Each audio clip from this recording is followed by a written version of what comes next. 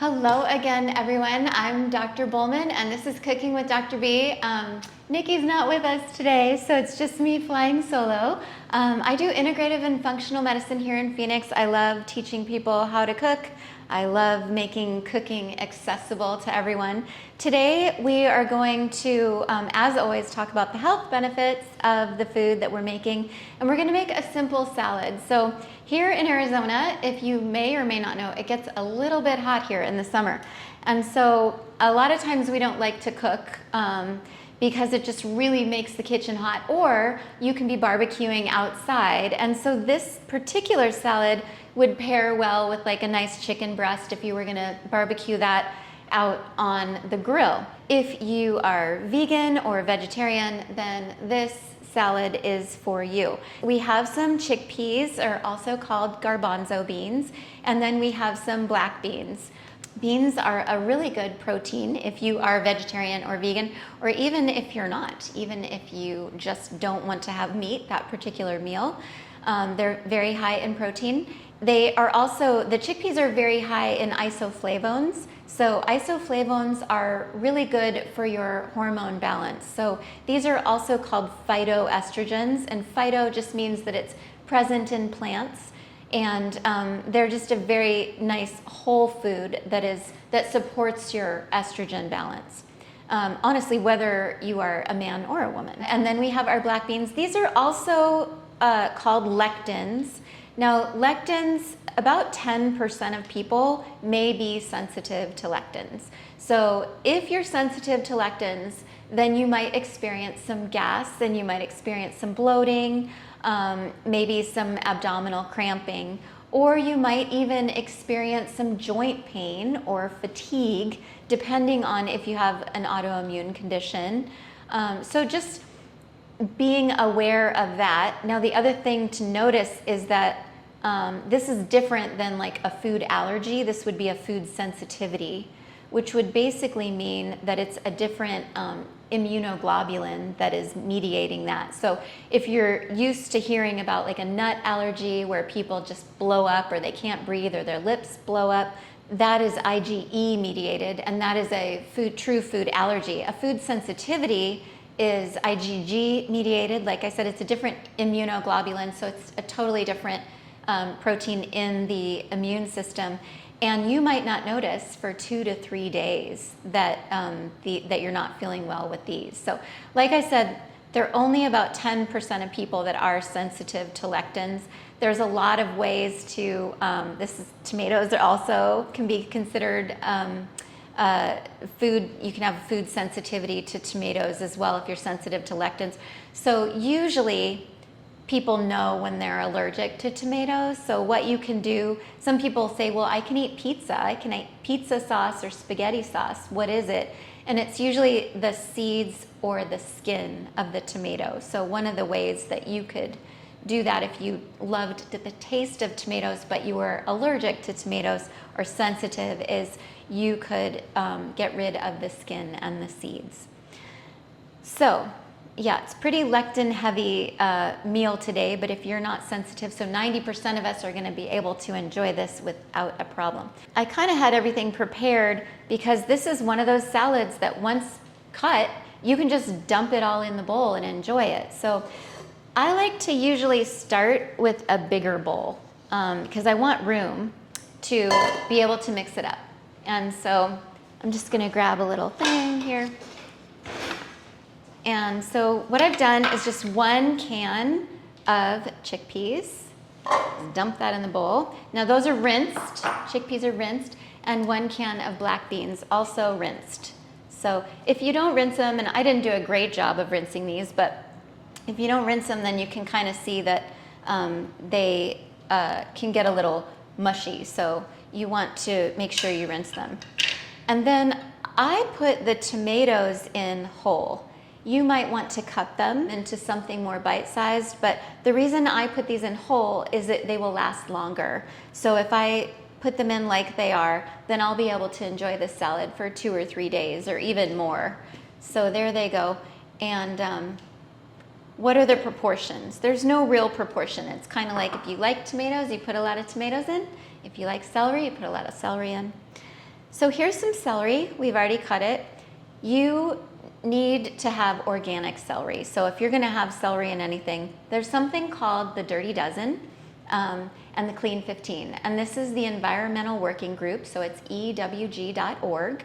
And the environmental working group puts out every year the Dirty Dozen and the Clean 15. And that is those fruits and vegetables that you should always buy organic. Those are considered dirty. And then those fruits and vegetables that it doesn't have to be organic. Almost always on this list would be things like strawberries and celery because they're very porous. So they take up a lot of pesticide from the soil. So we spend the extra money and get the organic celery. It tastes different and it's just better for you. So you can look up the Dirty Dozen at EWG.org. That's getting dumped right in here. I like a lot of celery, gives a good crunch. Here's some red onions. So again, how much of this? It just depends on what you think. Red onion really makes the dish flavorful. So, you know, I don't use a ton. There's maybe a quarter of an onion in there.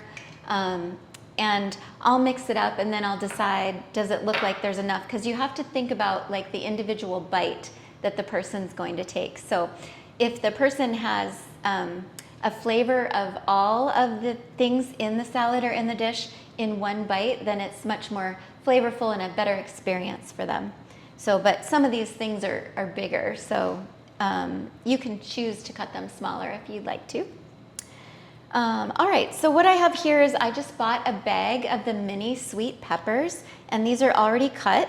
So I saved the green pepper so that I can show you how to cut peppers. These, you really don't want the seeds in, you can see the seeds just kind of get in your teeth and they get in the way and they're kind of annoying. So you don't want the seeds, and they don't make it pretty for the salad. So what I do is just to be quick, is I cut these until I get to the seed and then I eat these. I'll save these later and I'll eat them. Because you're like, what do I do with them? Well, you can spend the time and you can cut the little thing. I don't do that. I just save them and eat them. Chew around the seed. So these are already cut. They're just gonna be dumped in there. Again, you've probably heard they talk about eat the rainbow. What does eat the rainbow mean? So eating the rainbow is really eating all of the different flavors that are offered to us when we're eating plants. And when we talk about eating the rainbow, like our gut microbiome likes variety. Our gut likes it likes the fiber of these things, and it really enjoys, the gut microbiome really thrives off of these. This becomes food for them. And just a reminder that we have like 10 times more bacterial cells as the microbiome in our own body as our own cells. So we need to keep them happy as well.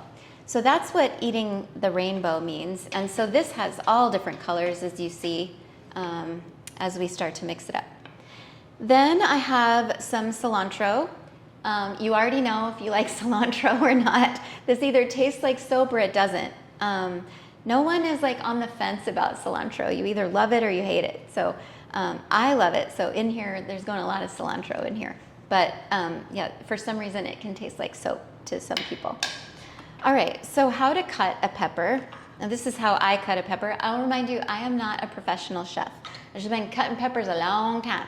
So, and I'm Italian, so we used to roast peppers all the time. And then we'd have peppers and eggs for dinner too. Right, Mom? I know you're watching this. Remember when we'd have peppers and eggs? Which is a nice dinner to have when you're in a hurry or tired. It's fulfilling, has good protein. So basically, I'm just going to cut this in half, like that. And we might find a little surprise in there, which we do in here. We have a little guy in here growing. I'm not even at the seed yet, so I'm going to cut again. And yeah, found a little baby pepper in there. Now this doesn't have a lot of seeds in it initially, so there's maybe a little bit right there. Oh, we'll have a whole nother pepper in there. Lots of little, actually, that's beautiful. Okay, So not a lot of peppers, but you don't really want to eat this kind of membrane in here, so you're just going to pick it off. That's what I do. I just pick it off. I use my fingers, I pierce it, and I pick it off. Get it out of there. So, and then you would just cut like so. And then however big you want those pieces to be. It doesn't have to be exact. And then you'd put them in there. So that's how we do that. Really easy for, okay, I don't know how long that took me, but not very long once we did the prep. So this is really easy dressing now. So you're gonna have, depending on how juicy your limes are, I have here 2 limes. So some limes are juicier than others, as you know. There's also a nice product called True Lime, which is a lime powder. So if you don't have access to citrus, then you can buy this desiccated lime called True Lime.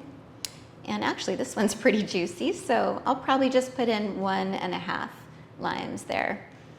And then of course, I'm always talking about my black peppercorns. I just like the flavor of this more than the finely ground pepper, but I will put some crushed black pepper in there.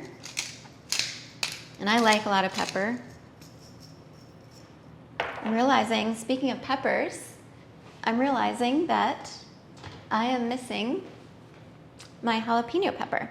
So you don't have to put jalapeno in this dish, but I really like the spice of jalapeno, and a little goes a long way. And if you are the one that is preparing this, you need to be sure you don't touch your eyes and make sure that you wash your hands really well, because the oils from the pepper can stay on your hands. Now, a lot of people like the seeds because the hotter the better. The seeds do make it hotter. So the minute you put seeds from a jalapeno in any dish, it's going to make it hotter. So we're kind of going to stay away from the seeds. So what I do is I cut around the seeds. And even just this little bit right here for this whole, and I'm going to take that seed out of there. For this whole dish, I can already feel it burning.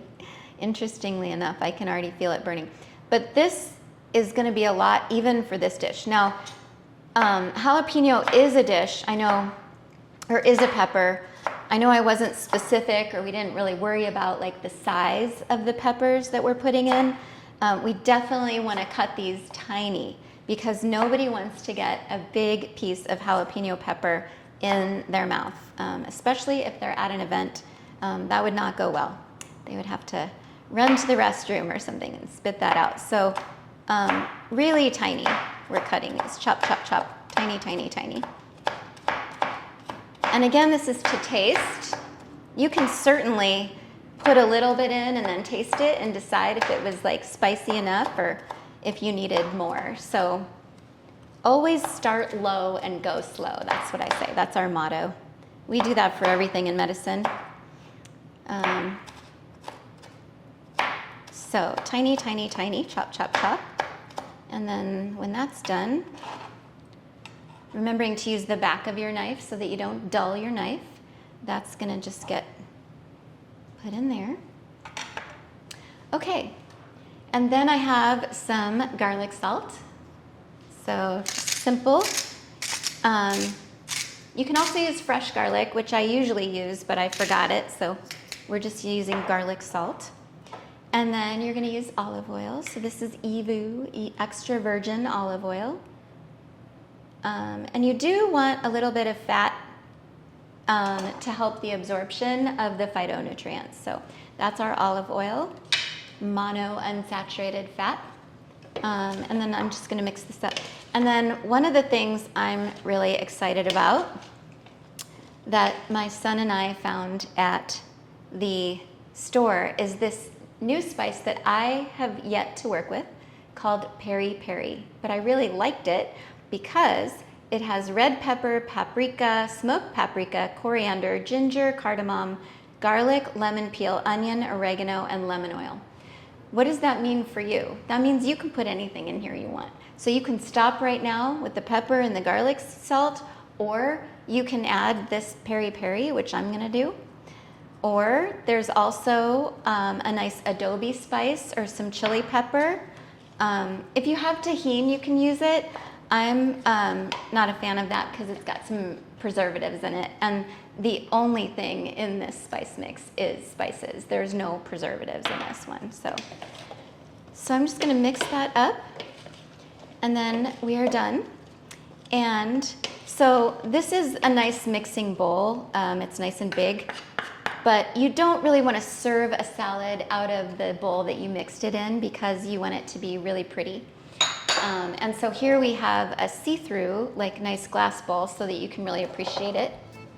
And it looks like I didn't mix it up very well because we have a lot of the beans on the bottom there. So I'm just gonna take one more sweep. There you go. And that looks better. And that's it. There you have your chickpea and black bean summer salad.